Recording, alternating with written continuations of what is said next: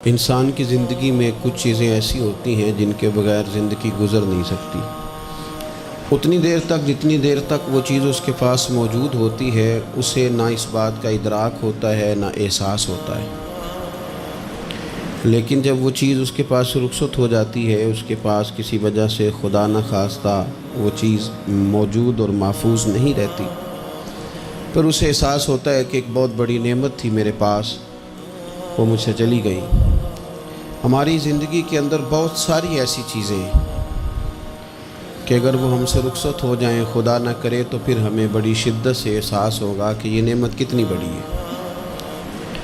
آپ قوس و قزح کے رنگ دیکھتے ہیں، دھوپ اور چھاؤں میں لوگوں کے چہروں کو ملاحظہ کرتے ہیں، آپ اپنے بچوں کو محبت کی نظر سے دیکھ کر دل کو ٹھنڈا کرتے ہیں، آپ اپنے ماں باپ کو محبت کی نظر سے دیکھ کر کامل حج کا ثواب حاصل کرتے ہیں، قرآن مجید کی زیارت کر کے آپ اپنے دل میں بہت سارا سرور محسوس کرتے ہیں، لیکن یہ ساری نعمتیں اتنی دیر تک آپ کے پاس ہیں جب تک آپ کے پاس آنکھ کی نعمت موجود ہے۔ اگر یہ رخصت ہو جاتی ہے نا، اگرچہ اتنی ساری نعمتوں میں یہ ایک نعمت ہے، لیکن آپ آنکھ نہیں ہے تو آپ کو تو اپنوں کا احساس بھی نہیں، آپ تو اپنوں کے چہرے بھی دیکھ نہیں پائے۔ کوئی بھی نعمت جو آپ کے پاس ہے، آپ کبھی محسوس کریں کہ اگر اس نعمت کا وجود ہمارے پاس نہ ہوتا تو ہماری کیفیت کیا ہوتی۔ یہ سانس ہے، ہم دو دفعہ سانس کا استعمال کرتے ہیں، ایک دفعہ اندر جاتی ہے اور ایک دفعہ باہر آتی ہے۔ اگر اندر نہ جائے تو بھی مسئلہ ہے، چلی گئی ہے لوٹ کر باہر نہ آئے تو بھی بہت بڑی مشکل ہے۔ تو اس کا اندر اور باہر جانا یہ زندگی کا احساس ہے۔ اگر کبھی سانس اکھڑنے لگے اور آپ کے سینے میں آپ کی سانس اٹکنے لگے تو ایک بہت بڑی تشویش ہے، ایک بہت بڑی آکسیجن ہے، پوری طرح سے انسان کو قید کر دیا جاتا ہے، اور وہ کہتا ہے کہ میرا تو سارا وجود سلامت ہے، ہاتھ کام کر رہے ہیں، پیر کام کر رہے ہیں، آنکھیں کام کر رہی ہیں، زبان کام کر رہی ہے، سب کچھ ٹھیک ہے، صرف سانس اکھڑ گئی ہے۔ تو انسان محسوس کرتا ہے کہ یہ ساری چیزیں سلامت ہونے کے باوجود میرے کسی کام کی نہیں۔ آپ کے پاس جتنی بھی نعمتیں ہیں ان کو اگر آپ شمار کریں تو کبھی آپ کہیں گے کہ ساری نعمتوں میں آنکھ زیادہ ضروری ہے، کبھی کہیں گے کان زیادہ ضروری ہے، کبھی کہیں گے زبان زیادہ ضروری ہے، کبھی کہیں گے دل زیادہ ضروری ہے، کبھی کہیں گے روح زیادہ ضروری ہے، لیکن میں آپ سے عرض کروں ان ساری چیزوں کے بغیر گزارا ہو سکتا ہے، رسول کائنات کی غلامی کے بغیر گزارا نہیں ہوتا۔ کیوں؟ اس لیے کہ اگر حضور کی شفقت نہ ہو، نبی پاک علیہ السلام کی رحمت نہ ہو، وہ ابن القیم نے ایک جگہ پہ کہا تھا کہ یہ حضور نے ہمیں انسان بنایا ہے، یہ نبی پاک علیہ السلام نے انسانیت کے اسباق پڑھائے ہیں، اخلاقی رویے کیا ہوتے ہیں حضور نے بتلائے ہیں، اگر حضور کا کرم نہ ہوتا تو انسان ایک دوسرے کو کاٹ کے کھاتا۔ یہ حضور نے بتلایا ہے کہ تم نے کس طرح زندگی کو گزارنا ہے۔ محبوب کریم علیہ السلام کا وجود نور ایک ایسی چیز ہے کہ اگر وہ کائنات سے معاذ اللہ سائڈ پہ کر دیا جائے تو اس کائنات کا قائم رہنا کسی صورت بھی ممکن ہے ہی نہیں۔ اسی لیے تو اقبال نے کہا تھا کہ ہو نہ یہ پھول تو بلبل کا ترنم بھی نہ ہو، چمن دہر میں کلیوں کا تبسم بھی نہ ہو نہ یہ ساقی تو پھر میں بھی نہ ہو، خم بھی نہ ہو، اور بزم توحید بھی دنیا میں نہ ہو، تم بھی نہ ہو۔ وہ بڑی بات کہہ گئے ہیں، میں نے بھی اس کو کوئی نہیں کھولنا، کہتے ہیں بزم توحید بھی دنیا میں نہ ہو، تم بھی نہ ہو، خیمہ افلاق کا استادہ اسی نام سے ہے، اور نبض ہستی تپش آمادہ اسی نام سے ہے۔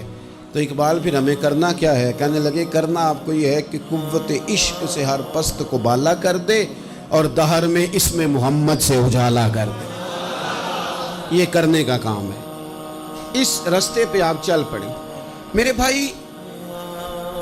پہلی امتوں کے آپ تذکرے پڑھ لیں، کتابوں میں موجود ہیں، سورہ اعراف کو دیکھ لیں، اس میں بہت ساری چیزوں کا تذکرہ کر دیا گیا ہے، اور بھی قرآن مجید کی بے شمار صورتیں ہیں، آپ ان کو دیکھ لیں، اس پر غور کر لیں۔ جب قومیں نہیں مانتی تھی، انکار کرتی تھیں، تو اللہ تبارک و تعالیٰ انہیں تباہ کر دیتا تھا۔ بات نہیں مانی، ختم ہو گئی۔ ایک مقصد ہے نا جس کے لیے کسی چیز کو بنایا گیا، تو مقصد تخلیق انسانیت کیا ہے کہ وما خلقت الجن والانس الا لیعبدون، جنوں اور انسانوں کو اللہ نے اپنی عبادت کے لیے پیدا کیا، اور ان کو جب عبادت کی دعوت دی گئی، جب انہیں پیغام دیا گیا اللہ تعالیٰ کی توحید کا، انہوں نے نہیں مانا، تو جس مقصد کے لیے بنایا تھا جب اس طرف ہی نہیں آئے۔ یہ پنکھا لگایا جاتا نا ہوا کے لیے، تو اگر پنکھا ہوا نہ دے تو اس کا کوئی چھت پہ کام ہے؟ اس کو اتار کے تو آپ سکریب والے کے پاس بھیج دیں گے، بھی ختم ہو گئی بات۔ تو مقصد جو تھا نا اللہ کی عبادت تھی، تو جب قومیں اللہ کی عبادت کی طرف نہیں آئیں تو اللہ نے انہیں تباہ کر دیا اور صفحہ ہستی سے مٹا دیا۔ اللہ تعالیٰ کے پیارے محبوب علیہ السلام نے کفار مکہ کو، قریش کو، عالم عرب کو، عالم انسانیت کو دعوت دی، وداعیا الی اللہ باذنہ وسراجا منیرا۔ اس منصب پر فائز ہو کر حضور نے دعوت دی۔ جب انہوں نے دعوت کا انکار کیا، حضور نے انہیں عذاب سے ڈرایا، اللہ کے عذاب سے، چونکہ حضور نذیر ہیں۔ انہوں نے یہ کہا کہ اگر آپ کہتے ہیں نا کہ ہم پر عذاب آئے گا تو پھر آپ وہ عذاب لے آئیں، ہم پہ آئے۔ جب کوئی آدمی منہ سے تباہی مانگے، جب کوئی شخص اپنے منہ سے یہ کہے کہ کر لیں جو ہوتا ہے معاذ اللہ، تو اگر تو سامنے والا کمزور ہو تو شاید وہ کچھ نہ کر سکے، لیکن یاد رکھنا کئی دفعہ کمزور ہوتا ہے تو کچھ نہیں کرتا، تو کئی دفعہ مہربان بڑا ہوتا ہے، رحمان اور رحیم کئی دفعہ کرم نوازی کرتا ہے۔ جب انہوں نے کہا نا کہ لائیں وہ عذاب ہے محبوب جس کا آپ وعدہ کرتے ہیں، تو اللہ نے کیا فرمایا؟ فرمایا وما کان اللہ لیعذبہم وانت فیہم۔ محبوب رب کی یہ شان ہی نہیں کہ انہیں عذاب دے، کیوں؟ اس لیے کہ آپ ان کے درمیان موجود ہیں۔ اے محبوب علیہ السلام، اللہ کی یہ شان نہیں کہ انہیں عذاب دے اس حال میں کہ آپ ان کے درمیان موجود ہیں۔ آپ میری بات کو سمجھیں گے، غور کریں گے کہ کافروں کے درمیان اگر حضور موجود ہوں تو عذاب نہیں آتا، تو قیامت میں جب حضور مومنوں کے بیچ موجود ہوں گے، میں جو کہہ لینے دو نا کہ اساں جہاں گناہیاں دا جدوں اعمال نامہ پھرول ہوئے، پھر ذرے ذرے نے سامنے آ جانے، جو جو منہ تھی بولیا بول ہوئے، اساں بھی کول حضور دے بیٹھ رہنے، لکھ عمل ترکڑی تول ہوئے، او دے کولوں بھی رب نے حساب لینا ہے جیڑا بیٹھا ہی محمد دے کول ہو صلی اللہ تعالی علیہ وسلم، او دے کولوں بھی رب نے حساب لینا ہے جیڑا بیٹھا ہی محمد دے کول ہوئے، جس کو کہتے ہیں قیامت حشر، جس کا نام ہے، جس کو کہتے ہیں قیامت حشر، جس کا نام ہے۔ تیرے دیوانوں کے لیے وہ دن تو جشن عام ہے، زیارت ہوگی نا حضور کی، تیرے دیوانوں کے لیے وہ دن تو جشن۔ اور ایک شاعر نے اور بات کھول دی، کہنے لگا ہر نظر کانپ اٹھے گی محشر کے دن، خوف سے ہر کلیجہ دہل جائے گا۔ اچھا جی پھر کیا ہوگا؟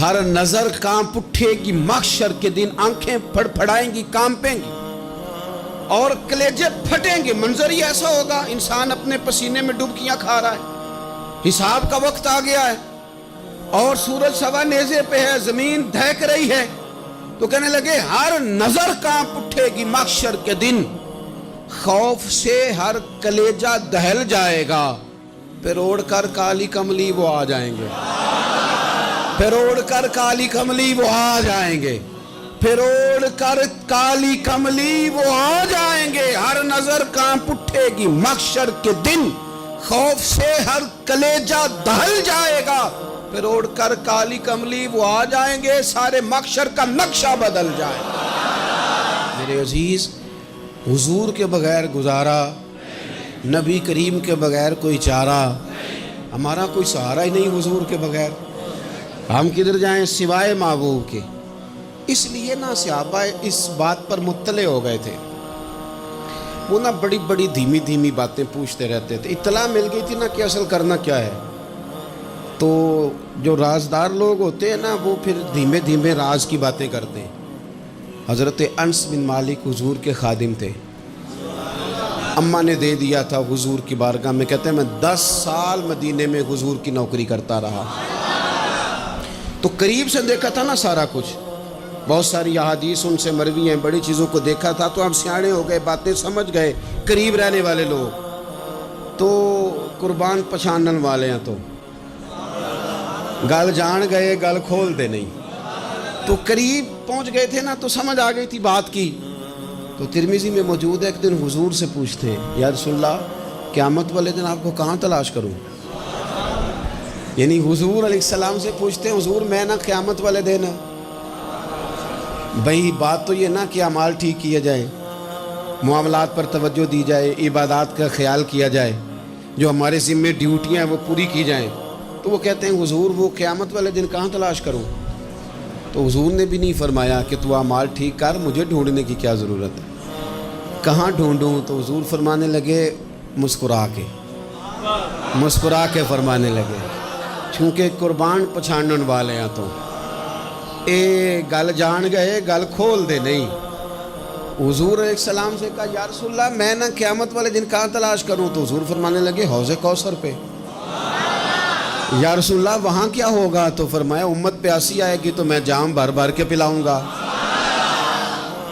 میں جام بھر بھر کے پلاؤں گا، ایسا کہ تیری خیر تیرے میں کدے کی خیر، ایسی پلا کہ جس کا نشہ عمر بھر رہے۔ اور ایک نے کہا تھا کہ طیبہ سے منگائی جاتی ہے، سینوں میں رچائی جاتی ہے، توحید کی میں پیالوں سے نہیں نظروں سے پلائی جاتی ہے۔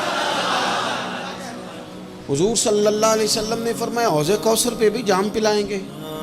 سیانے بڑے تھے حضرت انس اور بھلا ہمارا کر رہے تھے، یہ حضور سے پوچھ کے نا تو ہمیں ایڈریس بتا رہے ہیں، کیونکہ حدیث روایت کر دی نا تو ہمیں ایڈریس سمجھا دیے، پتے بتا دیے کہاں پہنچنا ہے، ساری جگہ سمجھا دی، چلیں جدید دور آ گیا ہے، انہوں نے لوکیشن بتا دی، کہاں کر کے نا کس جگہ جا کے سٹاپ کرنا ہے کام۔ یا رسول اللہ وہاں ملاقات نہ ہوئی تو حضور نے فرمایا پھر پل صراط پہ آنا۔ یا رسول اللہ وہاں کیا ہوگا؟ فرمایا امت گزر رہی ہوگی اور میں دعائیں مانگ رہا ہوں گا، رب سلم امتی رب سلم امتی، یا اللہ میری امت کو سلامتی سے گزار دے، تو وہاں آ جانا، میں دعائیں وہاں مل جاؤں گا، قربان جائیں۔ فاضل بریلوی بول پڑے، کہنے لگے خدا کی رضا چاہتے ہیں دو عالم، خدا چاہتا ہے رضائے محمد، اجابت کا جوڑا عنایت کا سہرا، دلہن بن کے نکلی دعائے محمد، اجابت نے جھک کر گلے سے لگایا بڑی ناز سے جب دعائے محمد، رضا اب پل سے وجد کرتے گزریے کہ ہے رب سلم دعائے محمد صلی اللہ۔ تو عرض کی یا رسول اللہ وہاں ملاقات نہ ہوئی تو؟ میں نے کہا وہ ہمیں لوکیشن سمجھا رہے تھے، انہیں تو پتا تھا پہلے ہی، ایک قربان پچھانن والے ہیں، تو ایک گل جان گئے گل کھول دے نہیں، تو وہاں نہ ملاقات ہوئی تو حضور نے فرمایا پھر میزان عمل پہ آنا۔ یا رسول اللہ وہاں کیا ہوگا؟ فرمایا امت کے عمل تول رہے ہوں گے اور میں ان کے لیے دعائیں کر رہا ہوں گا۔ میں نہیں جا سکا کبھی بچوں کے ساتھ پیپر دلوانے، استاد کو اجازت نہیں دیتے، کہتے ایک ایگزامینر اور آئے گا کوئی، جس نے پڑھایا ہو اسے اجازت نہیں کہ تو جا۔ ابا جی کو اجازت نہیں ہوتی کہ وہ ایگزامینیشن ہال میں جائے، وہاں تو کوئی اور لوگ آتے ہیں۔ یہ بھی عجیب سبق ہے نا کائنات کا کہ سارے تعلیم و تربیت کے اسباق بھی حضور پڑھائیں، رنگ بھی سارا حضور ہی بتائیں، اور قبر کے سوالات بھی سارے ہمیں حضور بتا دیں، اور جب پیپر ہونے لگے تو سرانے بھی کھڑے ہو جائیں، تو پھر کہہ لینا ایک دفعہ پھر کہ وہ دے کولوں کی رب نے حساب لینا، جیڑا بیٹھا ہی محمد دے کول، وہ دے کولوں کی رب نے حساب لینا۔ میرے عزیز ہمارا گزارا نہیں حضور کے بغیر۔ لوگ اصل میں نا ہمارا مسئلہ نہیں سمجھتے، ہمارا مسئلہ کچھ اور ہے۔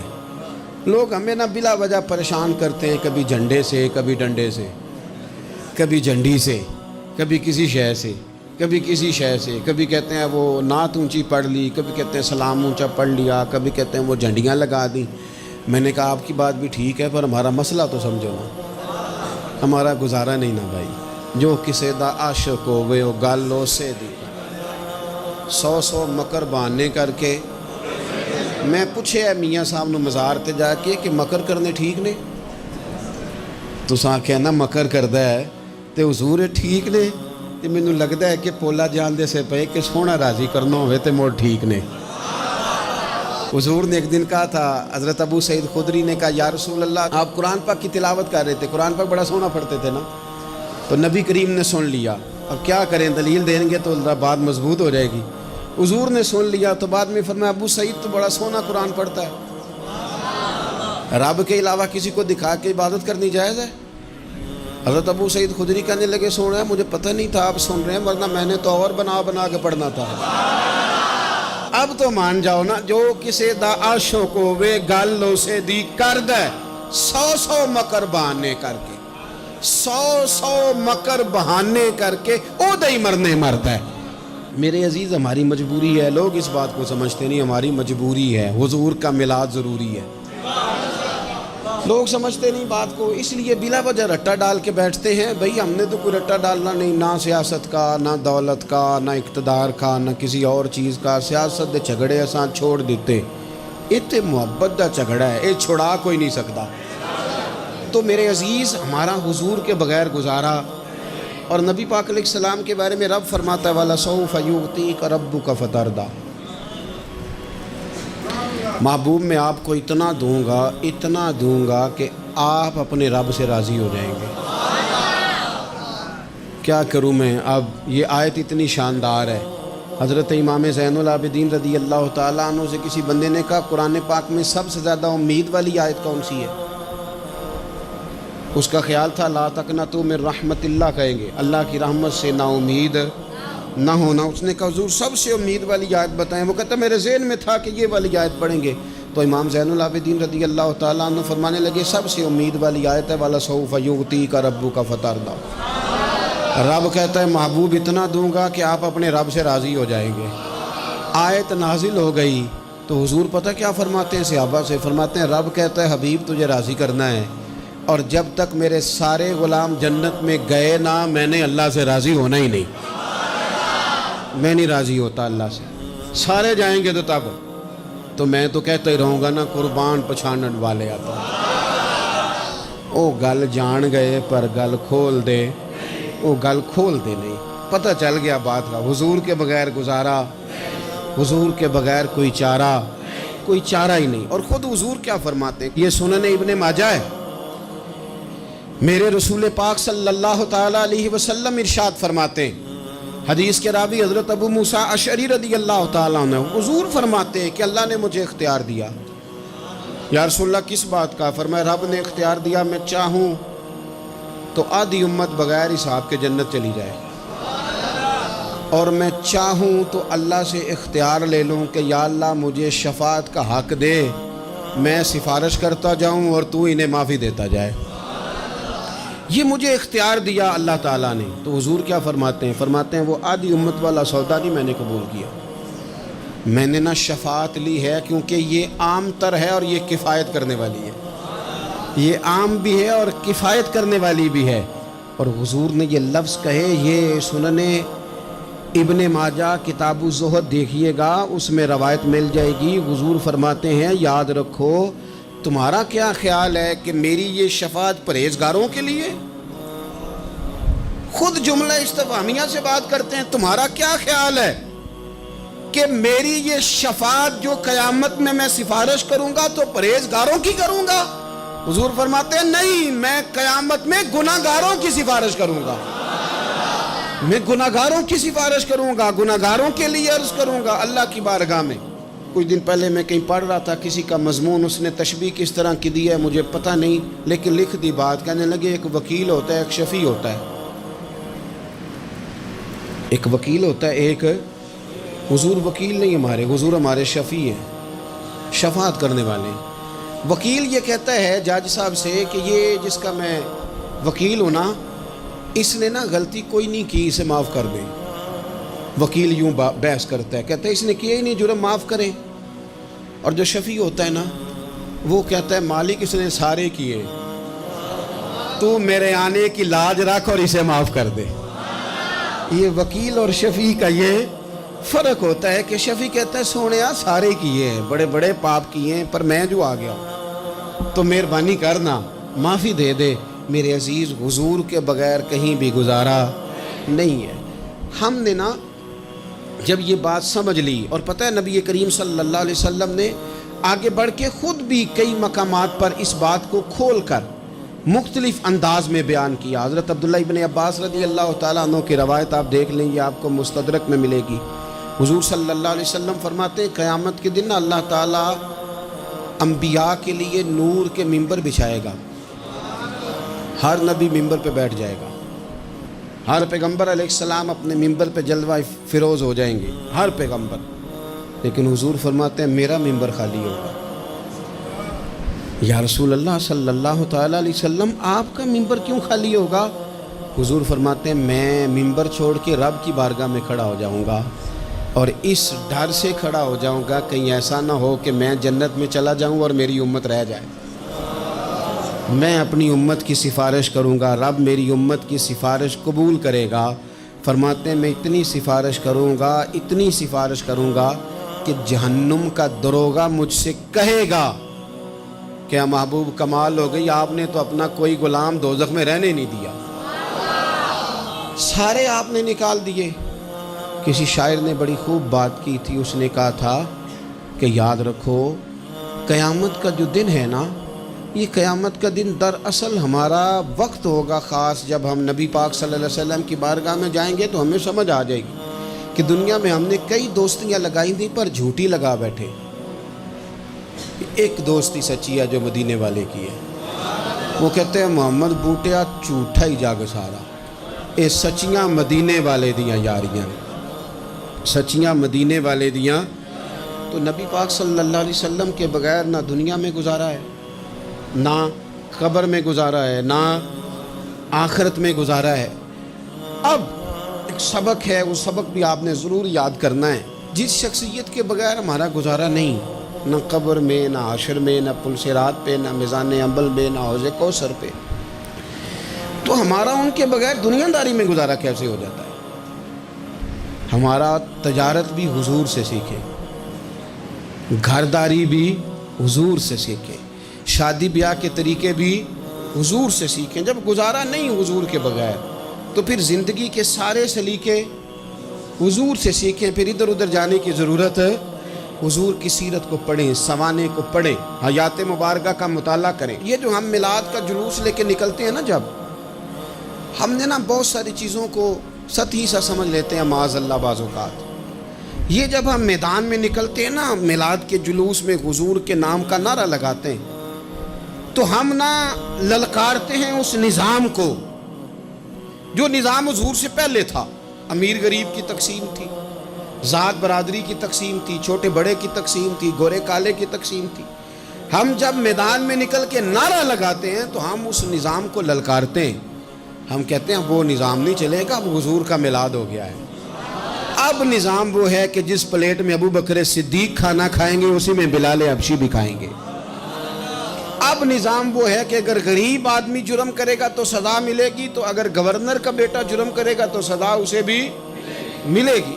اب حضور کا نظام آ گیا، ہم اس نظام کی طرف بڑھتے ہیں، اپنے آپ کو حضور کے قدموں کی طرف مائل کریں۔ میلاد صرف 1 سے 12 ربیع الاول تک نہیں، میلاد سارا سال ہے، ذکر میلاد سارا سال ہے، میلاد کی محفل سارا، اور میلاد صرف مسجد میں نہیں، گھر میں بھی ذکر میلاد، دکان میں بھی ذکر میلاد۔ ذکر میلاد سے مراد حضور کی تعریفیں، نبی پاک کی شانیں، حضور کی باتیں، آ میرے دل آمنہ کے لال کی باتیں کریں، چہرہ والشمس کے اجلال کی باتیں کریں، اپنی طبیعتیں حضور کے ساتھ لگائیں، اپنے آپ کو حضور کے قدموں سے وابستہ کریں اور عشق کریں نبی پاک سے۔